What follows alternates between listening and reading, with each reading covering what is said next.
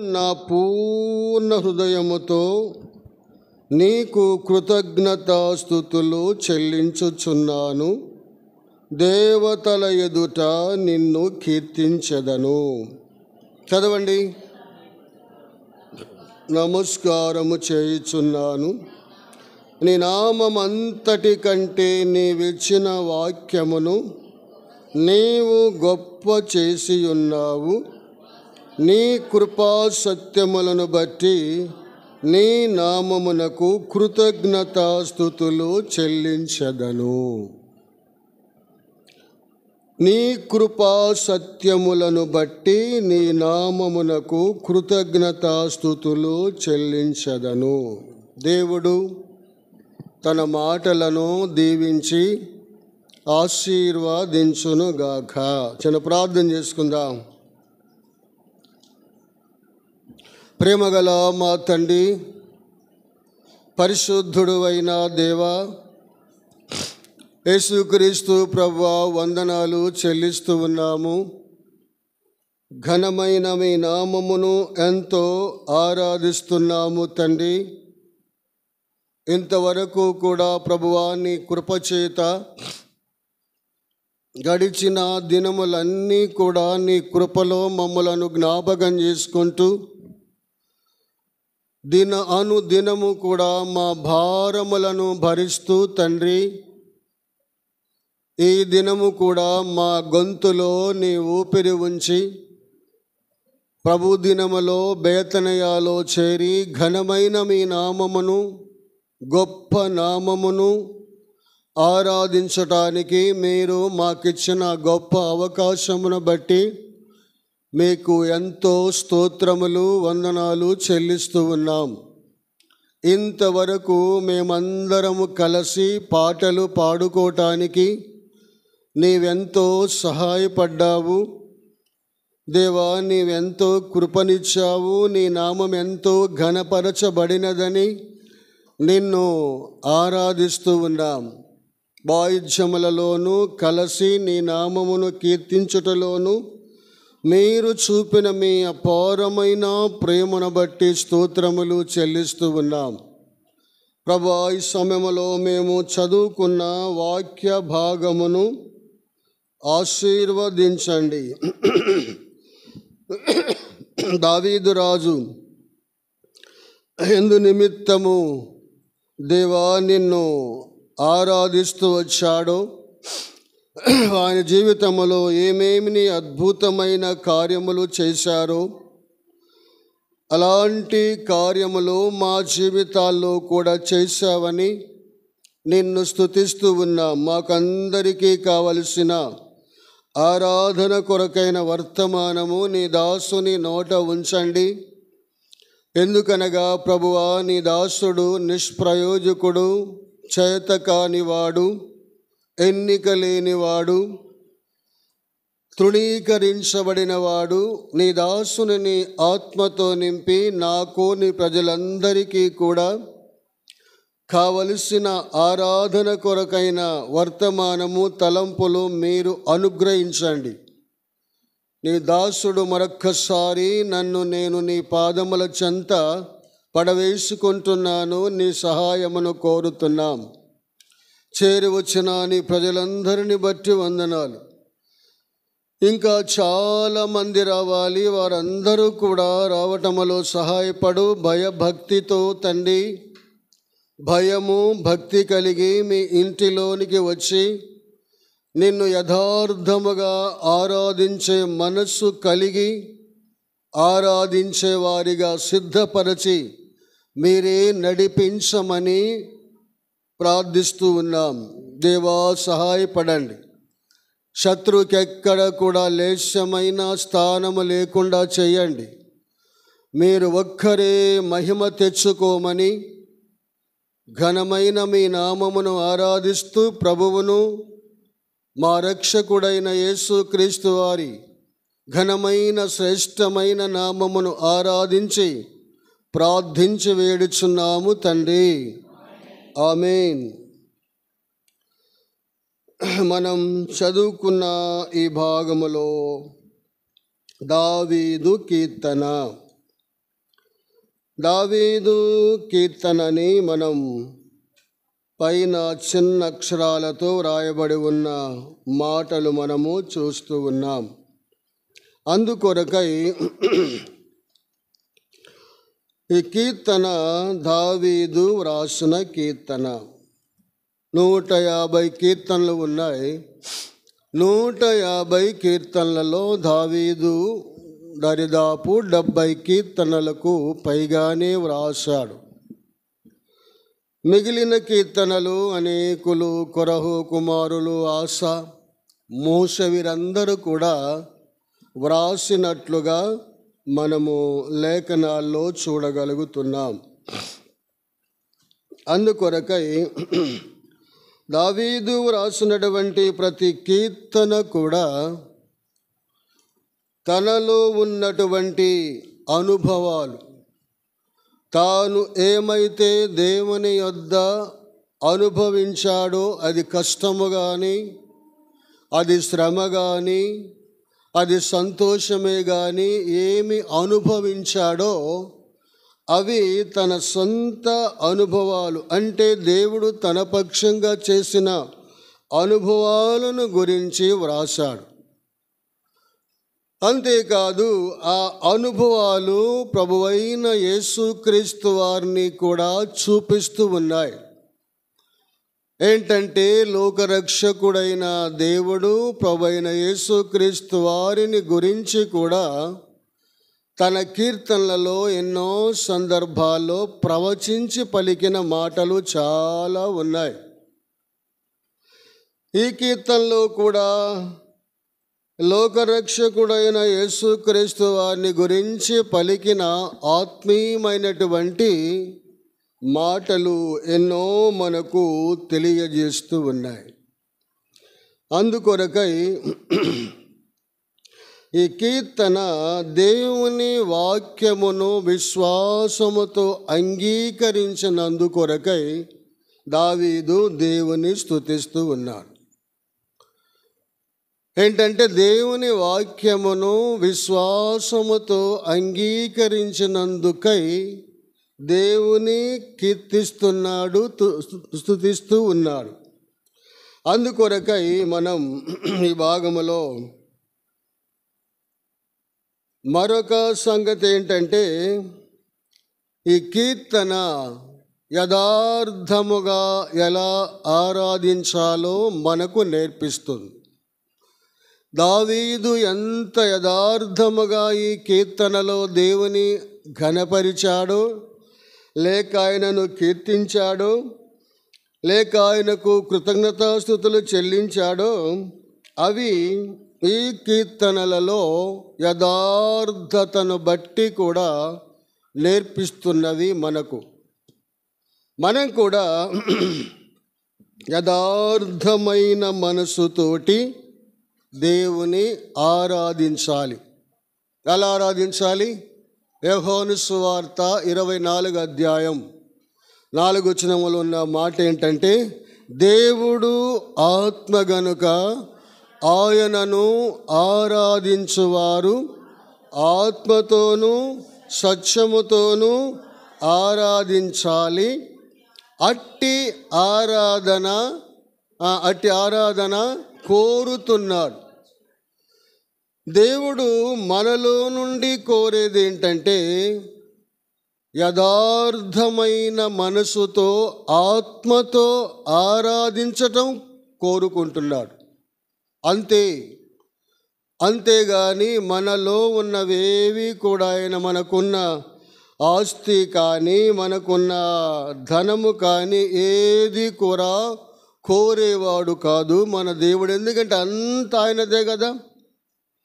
లోకమంతా, ఈ లోకములో ఉన్నవన్నీ కూడా ఆయనవే కదా. సమస్తము కూడా ఆయనవే. అందుకని యోహాను సువార్త 1వ అధ్యాయములు అంటాడు, కలిగి ఉన్నదేది, 3వ వచనం, కలిగి ఉన్నదేది ఆయన లేకుండా కలుగలేదు.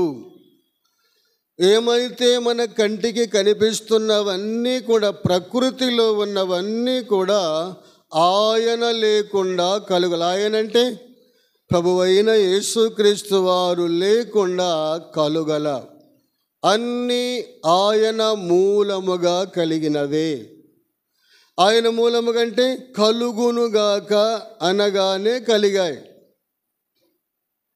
ఆదికాండం 1వ అధ్యాయంలో కలుగునుగాక అనగానే అన్నీ కలిగాయి. ప్రకృతిలో ఉన్నవన్నీ కూడా ఆయన నోటి మాట చేత కలిగించాడు. హెబ్రీయులకు రాసిన పత్రిక 1వ అధ్యాయంలో అంటాడు పౌలు గారు, ఆ మాట వర్ణించి, నీ మహత్తు గల మాట చేత సమస్తమును నిర్వహించావు. అంటే దేవుని మాట ఎలాంటిదంట? మహత్తు గల మాట. దేవుని మాటలో ఉన్న శక్తి చాలా గొప్పది. ఆ శక్తి చేత సర్వమును కూడా ఆయన కలుగజేశాడు. అలాంటి దేవునికి మనం ఏమిస్తాము? అన్నీ ఆయనవే కదా. మనము నివాసం చేసేవి, మనము తినేవి, మనం ఉపయోగించుకునే ప్రతిదీ కూడా ఆయన మనకంటే ముందుగా ప్రకృతిలన్నీ కూడా కలుగజేసి తర్వాత మనలను తన రూపములో చేశాడు. అంటే అర్థం ఏంటంటే మనకేమి అక్కర ఉన్నది అక్కరలన్నీ కూడా సమకూర్చాడు. తల్లిదండ్రులు పిల్లలకి ఏం చేస్తారు? వారికి కొంత ఆస్తిని సమకూరుస్తారు, ఇల్లు కట్టిస్తారు కదా, ఇల్లు కట్టిస్తారు, ఆస్తి సమకూరుస్తారు. ఇవన్నీ తల్లిదండ్రులు ఎలాగూ పిల్లలు రేపు నా పిల్లలు కష్టపడకూడదు, బాధపడకూడదు, నా పిల్లలకు అన్నీ ఉండాలని తల్లిదండ్రులు ఏ విధంగా సమస్తాన్ని సమకూర్చి పిల్లలకి అప్పగిస్తారో అలానే పరమ తండ్రి అయిన దేవుడు కూడా మనకు ముందుగా ప్రకృతిలో అన్నీ కూడా కలుగజేసిన తర్వాత తన రూపములో మానవుని చేసుకున్నాడు. అందుకే మనమన్నీ కూడా అనుభవిస్తున్నాము. దేవుడు చేసినవన్నీ పరమ తండ్రి మనకు అమర్చి మనలను చేశాడు. వాటిని మనం అనుభవిస్తున్నాం. అయితే మనము మన దగ్గర కోరేది ఏంటంటే ఆయన యథార్థముగా ఆరాధించుట తండ్రి కోరుచున్నాడు. అందుకొరకై ఈ కీర్తనలో మనం చూస్తే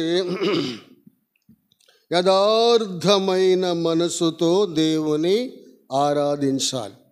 ఆత్మతో శరీరముతో కాదు కానీ ఆత్మతో దేవుని ఆరాధించాలంటే ఆయన చేసిన కార్యము ఆత్మకార్యం మనలో చేశాడు. అర్థమవుతుంది కదా. ఆత్మకార్యం అంటే మనలో ఉన్నటువంటి ఆత్మను మేల్కొలిపాడు. ఎందుకనగా మనము ఆత్మీయంగా చచ్చిపోయామా బ్రతికామా? మనమందరము కూడా చనిపోయాం. ఎలాగంటే ఆత్మీయంగా మనమందరము చనిపోయాం. అందుకేమన్నాడు? ఎఫెసీయులకు రాసిన పత్రిక 1వ అధ్యాయంలో 2వ అధ్యాయం 1వ వచనంలో, మీరు మీ అపరాధముల చేతను పాపముల చేతను చచ్చిన వారై ఉండగా ఆయన మిమ్మును క్రీస్తుతో కూడా బ్రతికించెను. అంటే క్రీస్తు మన కొరకు లోకానికి వచ్చి చచ్చిపోయినాము కాబట్టి చచ్చిపోయిన వారి కోసము దేవుడి లోకానికి వచ్చాడు. ఎందుకంటే మనం చనిపోయిన వ్యక్తి కదలడు, మాట్లాడు, నిలబడలేడు, ఏమీ చేయలేడు. అందుకొరకై మనము చచ్చిపోయాము కాబట్టి చచ్చిన వారి దగ్గరకు బ్రతికి ఉన్న దేవుడు మన దగ్గరకు వచ్చాడు. మన దగ్గరకు వచ్చి ఆయన సిలువపై ఆయన చనిపోయి ఆయన జీవాన్ని మనలో పోసి బ్రతికించాడు.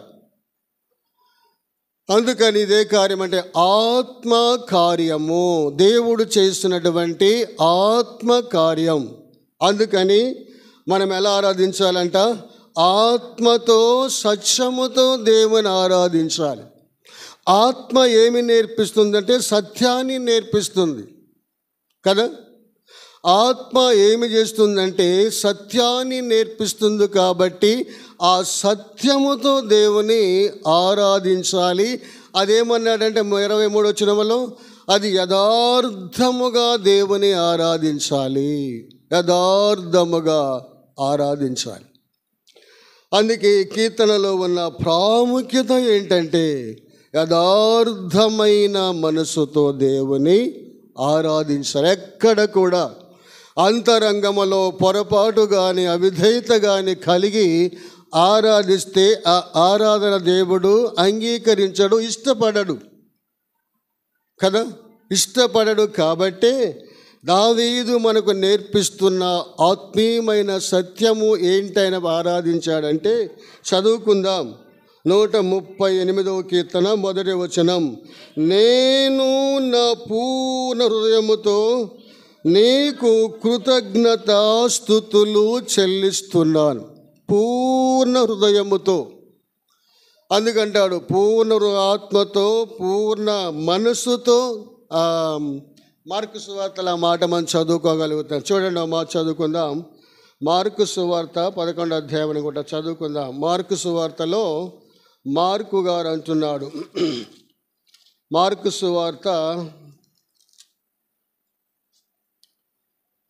సువార్తలో మార్కు సువార్త 12వ అధ్యాయము 29వ వచనం, అందుకు యేసు ప్రధానమైనదేదనగా, ఓ ఇశ్రాయేలు వినుము, మన దేవుడైన ప్రభువు, అద్వితీయ ప్రభువు, నీవు నీ పూర్ణ హృదయముతోనూ నీ పూర్ణ ఆత్మతోనూ నీ పూర్ణ వివేకముతోనూ నీ పూర్ణ బలముతోనూ నీ దేవుడైన యెహోవాను ప్రేమించాలన్నది ప్రధానమైన ఆజ్ఞ. అంటే పూర్ణమైనటువంటి మనసుతో దేవుని ఆరాధించాలి. కాబట్టి ఇక్కడ దావీదు అంటున్నాడు, నేను నా పూర్ణ హృదయముతో నీకు కృతజ్ఞతాస్తుతులు చెల్లిస్తూ ఉన్నాను. ఏ హృదయం అంటది? సంపూర్ణముగా దేవుని తాను ఎక్కడ కూడా తన హృదయములో ఎలాంటి కల్మషము లేకుండా దేవుని ఎలా ఆరాధిస్తున్నాడంటే, పూర్ణ హృదయముతో నీకు కృతజ్ఞతాస్తుతులు చెల్లించుచున్నాను. తర్వాత అన్నాడు, దేవతల ఎదుట నిన్ను కీర్తిస్తూ ఉన్నాను. దేవతల ఎదుట అంటే లోకములు ఎన్నో కోటాను కోట్ల దేవతలు ఉన్నాయి. అయినా కానీ దావీదు ఏ మాత్రము కూడా వానికి భయపడక దేవుడు చేసిన కార్యాలు బట్టి దేవుని దేవతల ఎదుట ఆయనను కీర్తిస్తూ ఉన్నాడు. అంటే ఆయన నామమును ఎంతో ఘనపరుస్తూ ఉన్నాడు. 2 మాటలు చూసాము ఇక్కడ. ఒకటి, పూర్ణోదయముతో నీకు కృతజ్ఞతాస్తుతులు చెల్లించుచున్నాను. 2వ తలంపు ఏంటంటే, దేవతల ఎదుట నిన్ను కీర్తిస్తూ ఉన్నాను. దావీదు అనుభవం, ఆయన ఎక్కడ ఉన్నా కానీ దేవుని ఆరాధించేటువంటి అనుభవము కలిగిన వాడు. తన కష్టములోనైనా, తనకెన్నెన్నో రకాల ఇబ్బందులు కలిగినా కానీ తాను దేనికి ప్రాధాన్యత ఇచ్చేవాడంటే తన దేవుని ఆరాధించేవాడు. తన కుమారుడైన అబషాలోము తనను వెంటాడి తనను తరుముతున్నటువంటి సమయంలో కూడా యూదారణ్యములో ఏం చేశాడంటే దేవుని ఆరాధిస్తూనే వచ్చాడు. అందుకొరకై దేవతల ఎదుట నిన్ను కీర్తించదను. 2వ వచనములు అంటున్నాడు, నీ పరిశుద్ధాలయము తట్టు నేను నమస్కారము చేయుచున్నాను. పరిశుద్ధ ఆలయము తట్టు నేను నమస్కారము చేయుచున్నాను అంటున్నాడు. నమస్కారము ఎందుకనగా దేవుడు చేసినటువంటి కార్యములను బట్టి తాను కృతజ్ఞుడై సాగిలపడి దేవుని కీర్తిస్తున్నాడు. ఓ సందర్భం గుర్తొస్తుంది బైబిల్లో. చూడండి, 10 మంది కుష్ఠరోగులు బాగుపడ్డారు. ఆ మాట లూకా సువార్త లూకా సువార్తలో మనం చూడగలుగుతాం. లూకా సువార్త 18వ అధ్యాయములో కుష్ఠరోగులు వెళుతూ 10 మంది కేకలు వేశారు. చూడండి ఆ మాట, 13వ వచనం, 17వ అధ్యాయం 13వ వచనం. 13 యేసు ప్రభువా మమ్ము కరుణించుమని కేకలు వేసిరి.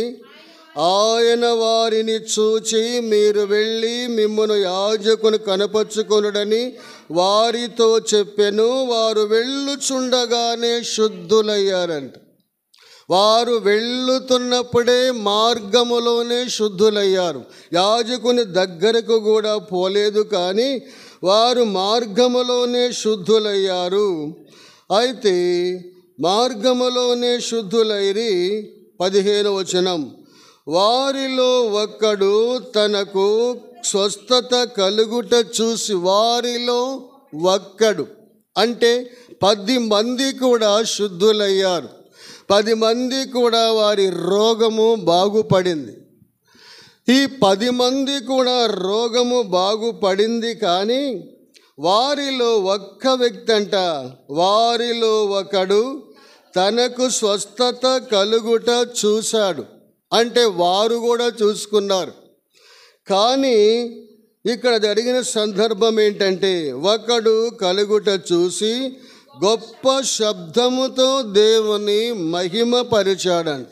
తనకు ఉన్న రోగం, కుష్ఠరోగం అంటే సమాజంలోనికి వెళ్ళటానికి వీలు లేదు. పాత నిబంధన కాలములో వారు ఊరు వెలుపల ఉండేవారు. వారు జుట్టు విరబోసుకోవాలి, వారు పెదవులు మూసుకోవాలి. వారు ఎక్కడికన్నా వస్తున్నప్పుడు ఏమని కేకలు వేయాలి? అపవిత్రమని కేకలు వేస్తూ రావాలి. ఆ కేకలు విని ఎవ్వరు కూడా వారికి ఎదురు వచ్చేవారే కాదు. అంత భయం ఆ దినాలలో కుష్ఠరోగం అంటే. అలాంటి ఊరు వెలుపల ఉన్న వారికి ఉన్న రోగాన్ని యేసు ప్రభువారు మాట చేతనే వారు యాజకుని దగ్గరకు పోకుండానే శుద్ధులైతే ఈ 10 మంది కూడా బాగుపడ్డారు. కానీ వారిలో ఒక వ్యక్తి మాత్రము గొప్ప 16వ వచనం, గొప్ప శబ్దముతో దేవుని మహిమపరచుతూ తిరిగి వచ్చి ఆయనకు కృతజ్ఞతాస్తుతులు చెల్లించుచు ఆయన పాదముల ఎదుట సాగిలపడెను. వాడు సమరయుడు. కృతజ్ఞత. అందుకనే దావీదు, నీ పరిశుద్ధాలయము తట్టు నేను నిన్ను, నీ పరిశుద్ధాలయము తట్టు నేను నమస్కారం అనగా దేవుని ఆలయము తట్టు. అలానే కుష్ఠరోగి కూడా తాను కూడా కృతజ్ఞుడై వచ్చి ఆయన పాదముల చెంత సాగిలపడెను. వాడు సమరయుడు. అంటున్నాడు 17వ వచనములో, అందుకు యేసు 10 మంది శుద్ధులైరా కారా అని అనగా 9 మంది ఎక్కడని అడుగగా, అన్యుడు తప్ప దేవుని మహిమపరిచిన వాడు తిరిగి వచ్చిన వాడు ఎవ్వడు నగుపడలేదని చెప్పాను. అందుకొరకు దావీదు జీవితంలో కూడా చేసిన కార్యాలు బట్టి తాను దేవతల ఎదుట దేవుని ఘనపరుస్తూ వచ్చాడు, ఆరాధిస్తూ వచ్చాడు. అంతేకాదు, తాను ఎక్కడ ఉన్నా కానీ అక్కడ ఆయన పరిశుద్ధాలయము తట్టు ఆయన చూసి దేవునికి సాగిలపడుతున్నాడు, నమస్కరిస్తూ ఉన్నాడు. నమస్కరించుట, సాగిలపడుట, మొక్కుట ఇవన్నీ కూడా ఆరాధనకే సూచనగా కనిపిస్తున్నాయి. అందుకొరకు అంటున్నాడు కదా, నీ పరిశుద్ధాలయము తట్టు నేను నమస్కారము చేయుచున్నాను. అంటే నిన్ను మొక్కుతున్నాను, నిన్ను కీర్తిస్తున్నాను, లేక నిన్ను ఆరాధిస్తున్నానని దావీదు యొక్క జీవిత అనుభవంలో దేవుని ఘనపరుస్తున్నాడు. చూడండి 2వ భాగం, నీ నామమంతటి కంటే నీవిచ్చిన వాక్యమును నీవు గొప్ప చేసి ఉన్నావు. నీ నామం అంతటి కంటే నీవిచ్చిన వాక్యమును నీవు గొప్ప చేసి ఉన్నావు. అంటే వాక్యమనగా ఎవరంటే, వాక్యమనగా ఎవరనగా ప్రభువైన యేసుక్రీస్తు వారే వాక్యం. ఆదియందు వాక్యముండెను, వాక్యము దేవుని యొద్ద ఉండెను, వాక్యమే దేవుడై ఉండెను. కాబట్టి ఎవరు ఆ వాక్యం అంటే ప్రభువైన యేసుక్రీస్తు వారే వాక్యం అంటున్నాడు. నీ నామం అంతటి కంటే నీవిచ్చిన వాక్యమును నీవు గొప్ప చేసి ఉన్నావు. అంటే పరలోకపు తండ్రి తన నామము కంటే కూడా తన కుమారుని ఎంతో ఘనపరిచాడంట. మనకంటే ముందు తన తండ్రే తన కుమారుని ఎంతో గొప్ప చేశాడంట. తనకంటే తన కుమారునే గొప్పవానిగా చేశాడట. మనం కూడా మనమేం కోరుకుంటామంటే, మా పిల్లలు చెప్పండి, మాకంటే గొప్పవారు కావాలి అని ఆశ తల్లిదండ్రులు. ఎవరైనా ఏ తల్లిదండ్రులైనా ఏం కోరుతాడంటే, మా పిల్లవాడు మాకంటే గొప్పవాడు కావాలి, అందుకే వాని కోసం నేను కష్టపడుతున్నాను, అందుకే వాని గొప్పతనం కోసం నేను కొంత నష్టపోతున్నాను, శ్రమ పడుతున్నాను అని తల్లిదండ్రులు ఆశ. అలానే పరలోకమందున్న తండ్రి కూడా తన కుమారుడు చేయబోతున్న కార్యాలను బట్టి ఆయన తన కంటే కూడా తన కుమారుని గొప్పవానిగా చేశాడు. తన కుమారునే గొప్పవానిగా చేశాడు. పలు చోట్ల చూడండి దేవుని వాక్యములో, హెబ్రీలకు రాసిన పత్రికలో కూడా మనం చూసినట్లయితే తన కుమారుని ఎంత గొప్పవానిగా చేస్తున్నాడో చదువుకుందాం. ఒకటో అధ్యాయము హెబ్రీలకు రాసిన పత్రిక 5వ వచనం. ఏలయనగా నీవు నా కుమారుడవు, నేను నేడు నిన్ను కనియున్నాను అనియు, ఇదియుగాక నేను ఆయనకు తండ్రినయుందును, ఆయన నాకు కుమారుడయుండును అని ఆ దూతలతో ఎవనితోనైనా ఎప్పుడైనా చెప్పెనా అని అంటున్నాడు పౌలు గారు. పౌలు అపోస్తలుడు ఏమంటున్నాడంటే, ఆయన వర్ణిస్తున్నటువంటి మాట, ఆయన కూడా యేసుక్రీస్తు ఎంత గొప్పవాడో తెలియజేస్తున్నాడు. ఏంటంటే అంటున్నాడు, ఏలయనగా నీవు నా కుమారుడవు, నేడు నేను నిన్ను కనియున్నాను అని, ఇదియుగాక నేను ఆయనకు తండ్రినయుందును, ఆయన నా కుమారుడయుండునని దూతలతో ఎవనితోనైనా ఎప్పుడైనా చెప్పాడా అంటున్నాడు పౌలు గారు. దూతలు ఎవరంటే పరిచారకులు. అలాంటి దూతలతో ఎన్నడూ కూడా అనలేదు. కానీ తన కుమారుని గురించి ఏమంటున్నాడంటే 6వ వచనం 6, మరియు ఆయన భూలోకమునకును ఆది సంభూతునిగా మరలా రప్పించినప్పుడు దేవుని దూతలందరూ ఆయనకు నమస్కారం చేయవలని చెప్పుచున్నాడు. ఆయన ఆది సంభూతుడుగా వచ్చినప్పుడు ఆ దూతలందరూ కూడా ఏం చేస్తారంట, ఆయనకు నమస్కారము చేయవలని చెప్పుచున్నాడు. ఆ దూతలు ఎవరంటే, ఆ దూతలు కేవలము రక్షణ స్వాస్యం పొందబో వారికి సేవకులైన ఆత్మలే. కానీ దేవుడు తన కుమారుని మాత్రము ఉన్నతమైన స్థానములో, కింద వచనాలు చూస్తే అంటున్నాడు 8వ వచనములో, దేవాని సింహ నిరంతరం నిలుచుచున్నది, నీ రాజ్యదండము న్యాయార్థమైనది. అంటే తన కుమారుని సింహాసనం నిరంతరమైనది, ఆయన రాజ్యము కూడా న్యాయమైనదని తన కుమారుని గూర్చే తాను గొప్ప చేస్తున్నాడు. కానీ దూతలలో ఎవ్వరినీ కూడా గొప్పవానిగా చేయలే. ఎందుకని దూతలు ఆ పని చేయలేరు. దూతలకు ఆ పని చేతక. అదే పని లోకములో ఉన్న సర్వమానవుల పాపము నుండి విమోచించడం దూతలకు చేత కాదు కాబట్టి, వారి వల్ల కాదు కాబట్టి, అది తన కుమారునికే సాధ్యము కాబట్టి, ఆ కుమారుని, వాక్యమైన కుమారుని తండ్రి ఘనపరుస్తూ ఉన్నాడు. వాక్యమైన కుమారుడు అందుకంటాడు యోహాను సువార్త 1:14 ఏమన్నాడంటే, ఆ వాక్యమే శరీరధారి అయి కృపా సత్య సంపూర్ణునిగా మన మధ్య నివసించను. అందుకొరకై మనం చదువుకున్న భాగం 138వ కీర్తనలు అంటున్నాడు, నీ నామము కంటే నీవిచ్చిన వాక్యమును నీవు గొప్ప చేస్తున్నావు. గొప్పవానిగా చేశాడు. మనకంటే ముందు తండ్రే తన కుమారుని గొప్పవానిగా చేశాడు. ఆ వాక్యము మనలో ఏమి కార్యం చేస్తుంది?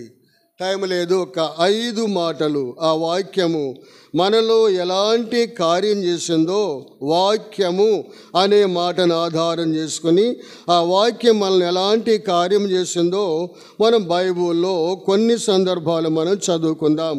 చూడండి, దేవుని వాక్యములో ఆ వాక్యము మన జీవితాల్లో ఎలాంటి కార్యం చేసిందో 119వ కీర్తన 50వ వచనం మనకు తెలుసు. ఆ భాగం 119వ కీర్తన 50వ వచనములో ఏమంటుందంటే దేవుని వాక్యం, నీ వాక్యము నన్ను బ్రతికించెను.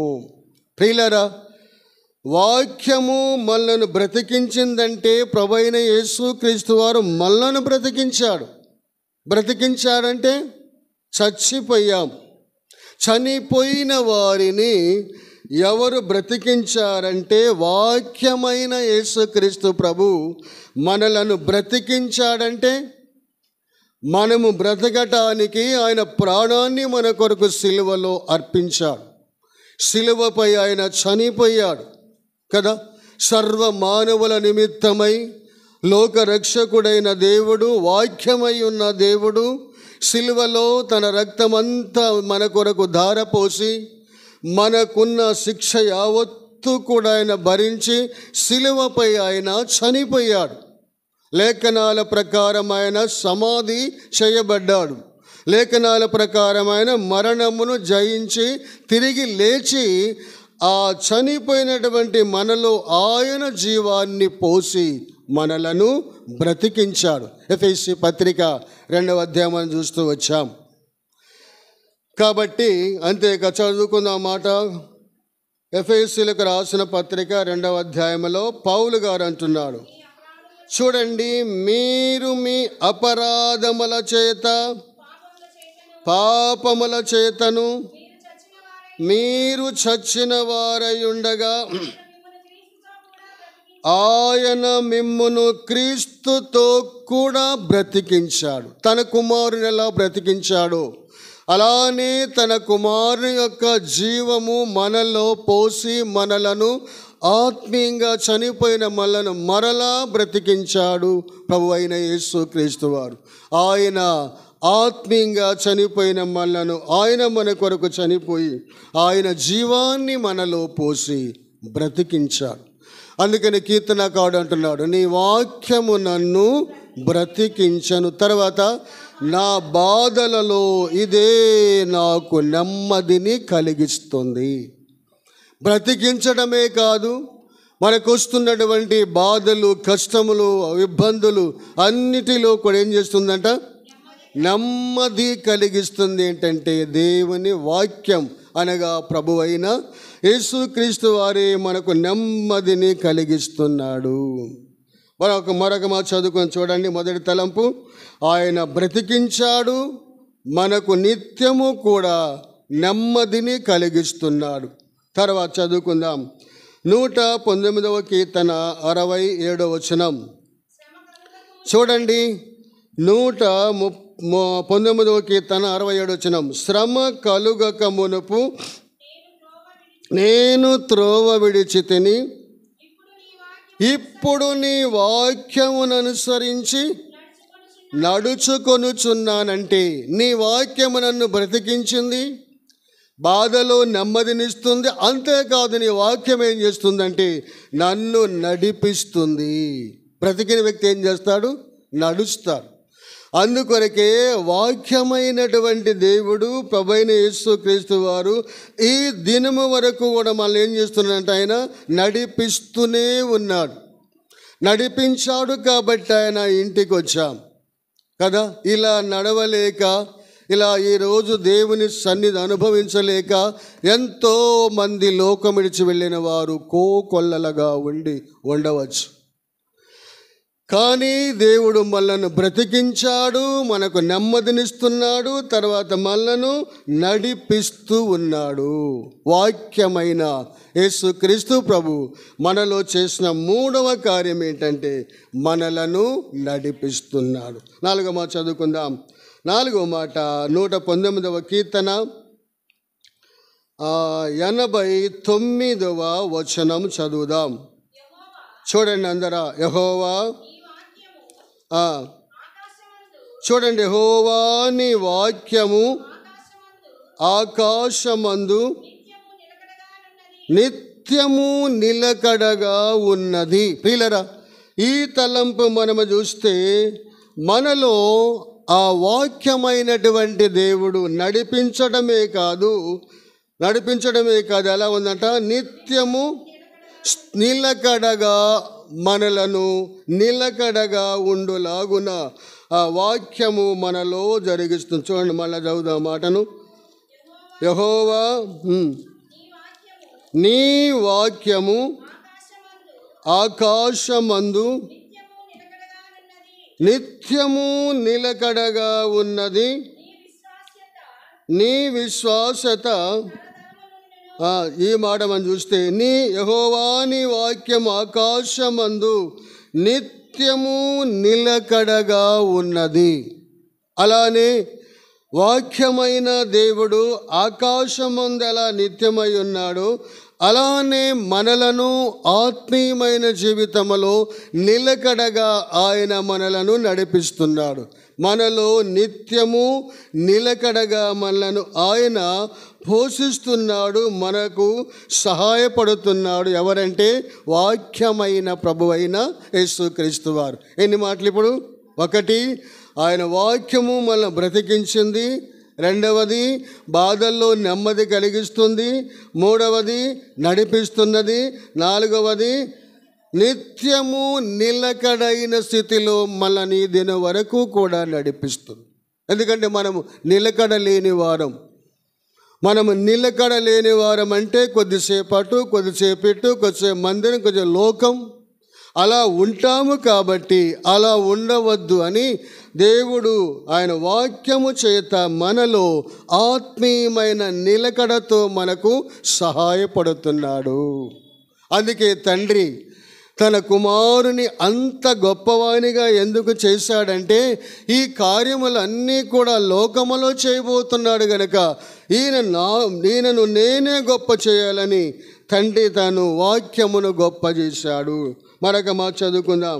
చూడండి, 105వ కీర్తన 105వ వచనం, 119వ కీర్తన 105వ వచనం చదువుకుందాం. నీ వాక్యము నా పాదములకు దీపమును, నా త్రోవకు వెలుగై ఉన్నది. ఎక్కడంట? దేవుని వాక్యం ఎలా ఉందంటే ఆ దేవుని వాక్యము దీపముగా ఉన్నది, త్రోవలకు వెలుగునిస్తుంది. ఎందుకంటే ఆయనే వెలుగు. ఆయన ఏ వెలుగంటే లోకానికి వెలుగు, నిత్యమైన వెలుగు, జీవపు వెలుగు. యోహాను సోతలు ఈ మాటలు చూడగలుగుతాం. కాబట్టి ఆయన మనలను ఎలా 5వ మాట చూశాడంటే నీ వాక్యము నా పాదములకు దీపము, నా త్రోవకు వెలుగై ఉన్నది. చీకటిలో సంచరిస్తున్న మన బ్రతుకుల్లో నిత్యము కూడా దేవుని వాక్యమైన దేవుడు వెలుగుగా ఉండి మనలను నడిపిస్తున్నాడు. మనకు అపాయములు, ప్రమాదములు రాకుండా దేవుడు మనకు త్రోవల్లో వెలుగై ఉన్నాడు. అందుకని దావీదు గారు అంటారు 23వ కీర్తనలో, గాఢాంధకారపు లోయలలో నేను సంచరినను నే అపాయమునకును భయపడను. ఎందుకంటే నీవు నాకు తోడై ఉన్నావు, నీ దుడ్డు కర్ర దండము నన్ను ఆదరించును. కాబట్టి దావీదు ఎలాంటి పరిస్థితుల్లోనైనా భయపడలేదు. ఎందుకంటే ఆయన నిత్యము కూడా తోడున్నాడు, వెలుగై ఉన్నాడు కాబట్టి భయపడలా. అందుకని దేవుని వాక్యము మనకు దీపమై ఉండి నిత్యం మనలను వెలిగించే విధానములో మనకు తోడుండి కార్యం చేస్తుంది. మరొక మాట చూడండి, మరొక మాట చదువుకుందాం. 119వ కీర్తన 172వ వచనం. 119వ కీర్తన 172వ వచనం. చూడండి, నీ ఆజ్ఞలన్నీయు న్యాయములు, నీ వాక్యమును గూర్చి నా నాలుక పాడును. అంటే నా నాలుక నీ వాక్యమును గూర్చి పాడునంటే ఆయనను కీర్తించటానికి, ఆరాధించటానికి, ఆయన వాక్యమును బట్టి ఆరాధించే గొప్ప కృప దేవుడు మనకిచ్చాడు. అందుకన్నాడు, నీ వాక్యమును గూర్చి నా నాలుక పాడుచుందంటే యేసుక్రీస్తు చేసిన ఘనమైన కార్యమును బట్టి, ప్రభువా నా జీవితంలో ఎంత అద్భుతమైన కార్యం చేశావు, నన్ను బ్రతికించావు, నా బాధలో నీవు నాకు నెమ్మదినిస్తున్నావు, నన్ను ఆత్మీయంగా నడిపిస్తున్నావు, నన్ను నిలకడగా ఉంచావు.